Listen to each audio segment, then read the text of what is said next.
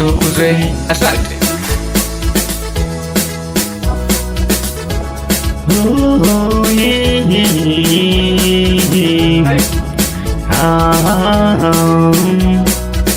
Wewe ni Bwana ustahilie sifa na utukufu, hakuna mwingine, ndiyo maana tunakuabudu wewe, ndiyo maana tunakutukuza wewe.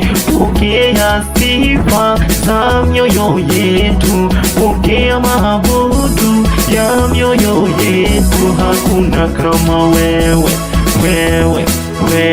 hakuna kama wewe.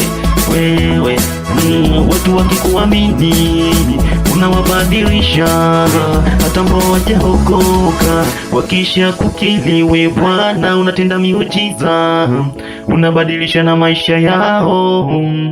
Kuokoka ni faida, kuokoka ni furaha.